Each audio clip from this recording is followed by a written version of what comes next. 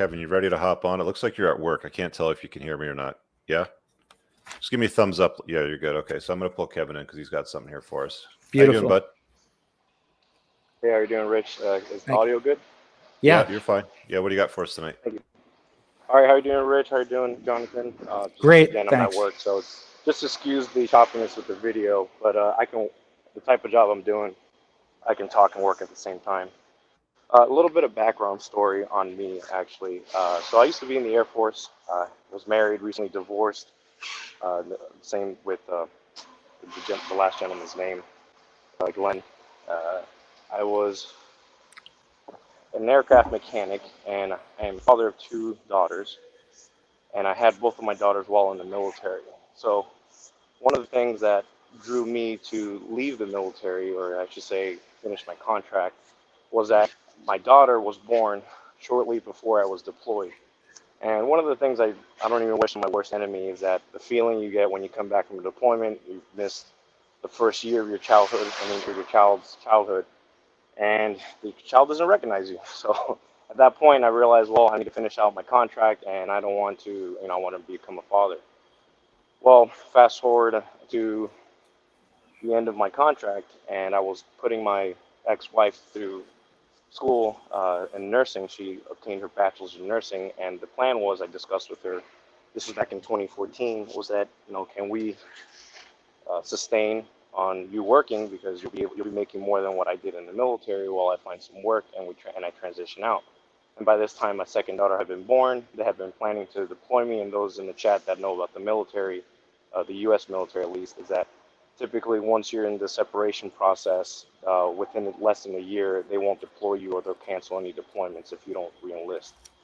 So with that being in play, and the same 2014 was the year prior to me separating, my second daughter had been born, and we went ahead and separated out. She got a job in nursing, and just the whole rigmarole, how it goes with most people, you hear the same story over and over again, where it's like, it's a sexless marriage, there's a tension, there's the disrespect and nagging, it's the whole modern woman thing, right?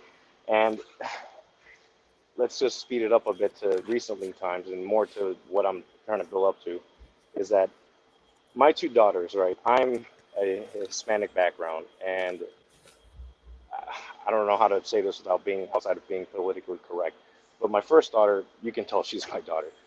Skin tone, attitude, behavior, everything. Second daughter, she came out, mostly white and doesn't really behave in the same manner I do. But, I still own her as my daughter. My name's on the birth certificate and everything. I come to find out that this was maybe a few weeks ago. So she was friends with someone in the nursing college, and I was friends with her husband.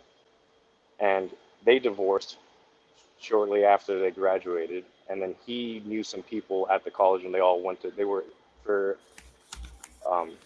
some clarification, this is in Florida, Tampa Bay area. It was University of South Florida. So they all went to USF, and I found out that she married last month to somebody that I didn't really approve of. I don't even met the guy.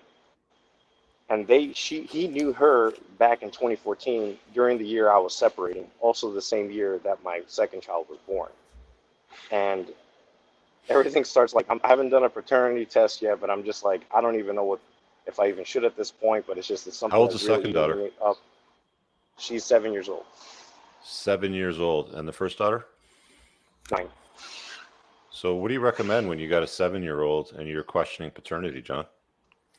Well, you've already acknowledged paternity, and once you do that, I don't know where you're located now, or I don't know if you're still in Florida or what jurisdiction you're in, but Florida. Yeah, you want to talk to a local lawyer. I don't know if you'd want to open that can of worms if she recognizes you, especially if she recognizes you as her father.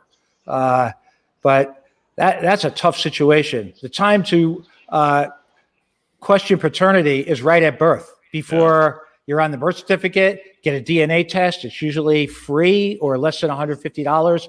They just swab both your cheeks, and with 99.99% certainty, they could tell whether or not you are the parent. And no one has to have their blood drawn or anything anymore. That is the time. Now, there are guys in your situation that, you know, at this point, 7 years though, you know, you recognized as her dad. You know, you've been taking care of her. Do you pay child support? No, actually, I mean, again, I don't want to run the segment Don't too talk long. I about. mean, no, it's okay. It's just that I'm actually, you can consider me in the single-digit percentile of men.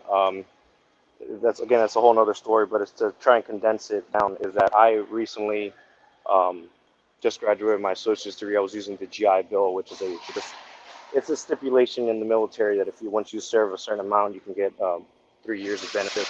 And she Right. convinced me back a few years ago. Said, hey, you know, once you quit your job, I'm a mechanic by trade, and just go and finish your engineering degree that you started, you know, back in high school. We were supposedly, I guess you could call it, high school sweethearts.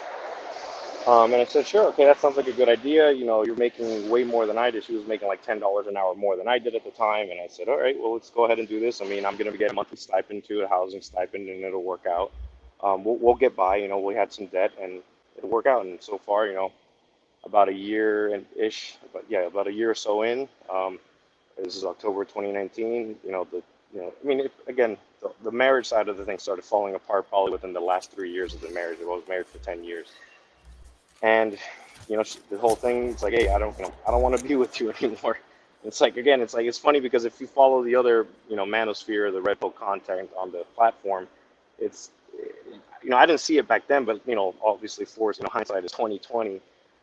Is that, you know, the timer started. Well, the timer probably started back in 2014 when she said, oh, my security is going away. He's leaving the military. What is this? Like, what is this? You know, what are these shenanigans? Um, Yeah. so it's just, so yeah, that got sprung on me. I don't, again, like I said, I consider myself probably in the decimal percentile just because she earned more than I did. I didn't have a degree because in the court, at least down here, from my experience, the Florida courthouse, they consider current earning, current earning potential. So like if you have degrees, I didn't have one. I had a young female judge. She was in her late 30s, and at the hearing, she even said, "I see you're not pursuing child support. You are entitled to it. Would you like me to grant it?" And me being my dumb self, especially with all of the turmoil she's trying to put through, she's trying to commit like psychological acts to me through the kids. That's a whole other story.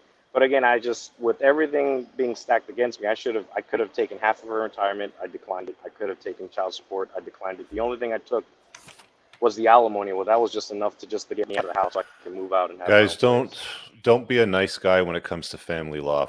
Nice guys get destroyed in family law, and they lose leverage and they lose opportunities. And it's very, very hard to get them back once it's been awarded to somebody else. I don't know, Jonathan. I mean, like, do you want to say something about that? In terms of custody, once that's been awarded, No, in terms of being a nice guy, like, you know, he forfeited, you know, an opportunity to get alimony, you know, as an example, or child support. But like, you, you know, like guys tend to do that like chivalrous stuff because they're like, you know, I want to be a nice guy and try to make this thing wrap up and go away. But nice yeah, guys get destroyed in family court, man.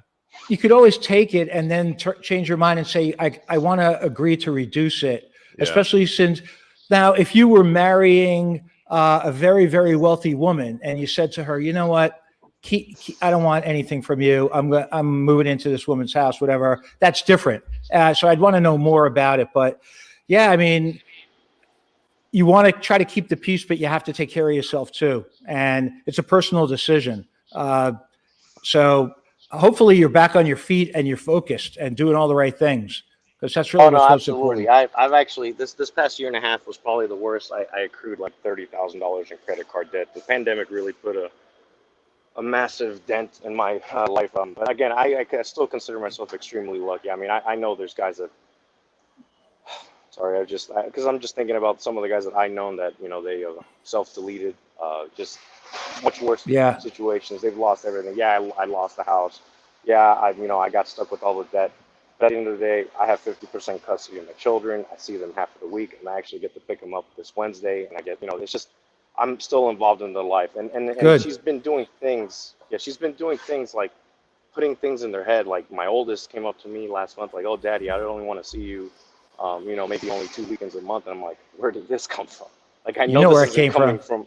from, right? It's like And it's just like, and then she brought it up again through text a few weeks ago, and I'm like, this is out of the discussion. The parenting plan, you know, it explicitly says 50-50, and these are the days, and it's just, I don't understand. You're trying to get them to spend more time with you, and now, and like, she's trying with the stepfather. Well, that I starts almost to feel like, change as the kids get older, doesn't it, Jonathan? Like as they become teenagers and they can decide where they want to spend. Like, I mean, that's the case here in Canada anyway. I mean, you know, by about the tween years. Florida is very similar. Yeah. So Florida it's is the very, same thing actually, down in Florida? they have, there's no statute for the age, actually.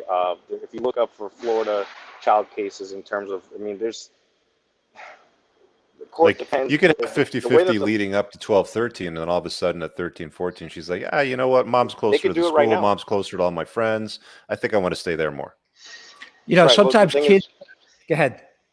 no, they could do that right now in Florida. Yeah. The thing is that the court decides, the way the law is written is if the child is mentally mature enough to know that they're aware of the decision they're about to make. And there was a case for a 9-year-old, and there was a case for the 9-year-old, and there was a case against an 11-year-old. So that's what I'm saying. There's conflicting cases, but it all depends on the judge. It all depends on the child. They're more specific on the case here than a broad sweeping law. Got it. Right, Got it. right. All right, Yeah. Kevin, thanks for chiming in and sharing your story, man. Good luck with No, everything. no, thank you. I'm glad to get the word out and to know that, you know, there are guys out here that make it out of life. So appreciate it. Thank you for bringing it on the platform. Thanks, Great. brother. Wow. A tough situation for sure. Yeah, as Moff pointed out in the live chat, this guy is a guy who wasn't letting the BS keep him down. He's a real soldier.